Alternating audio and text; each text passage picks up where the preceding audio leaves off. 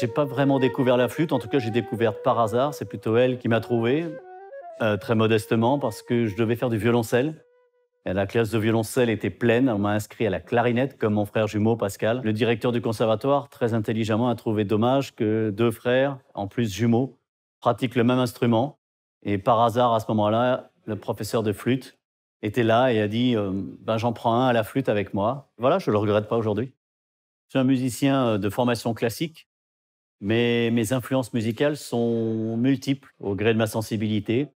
J'ai peu de temps d'écouter de la musique, sauf quand je suis en voiture, et là, j'en écoute tout le temps. Ça peut être de France Musique à Radio Classique ou d'autres radios, et aussi une radio que j'écoute beaucoup parce que j'adore cette forme de musique, c'est le jazz, donc je suis beaucoup sur TSF Jazz, même la musique de variété, la musique pop.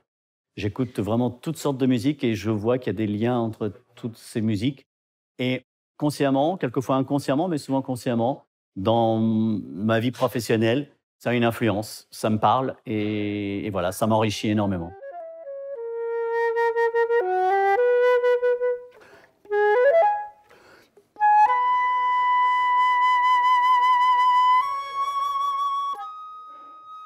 Des moments importants dans ma carrière, ben, par chance, j'en ai eu beaucoup. Je suis très heureux et très chanceux.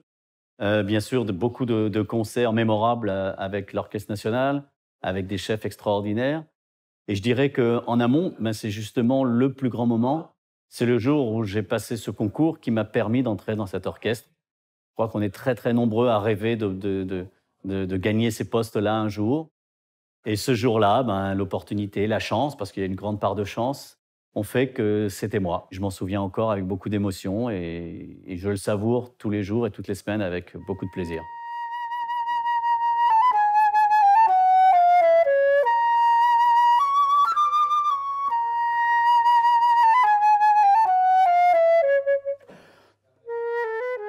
Pour les instruments Yamaha, la découverte, là aussi, c'était un peu le hasard.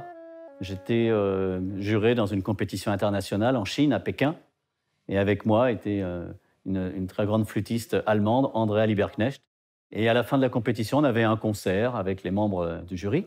Et j'ai eu cette idée un peu folle de dire, OK, quand on entre sur scène, on ne regarde pas et on prend chacun une flûte au hasard. Pendant tout le concert, j'ai joué sur une flûte que je ne connaissais pas.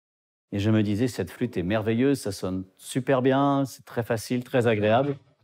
Et donc en sortant, Andrea m'a dit, bah, c'est ma flûte, c'est une Yamaha.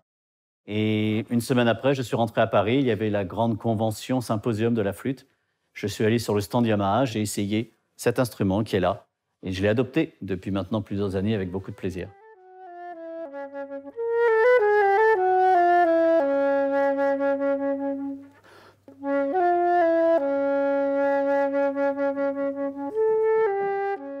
La notion principale, c'est le plaisir. Alors bien sûr, derrière le plaisir, et pour que le plaisir perdure, ben, il y a de l'astreinte, il y a de la volonté, il y a de la patience, parce que c'est comme en sport, c'est un apprentissage. Et il faut toujours essayer de franchir des étapes, pousser ses limites un peu plus loin. Et puis on voit bien comment le destin vous porte. Moi, je n'avais pas de vocation à être professionnel, c'est venu comme ça. Et voilà, mais juste patience, persévérance et plaisir.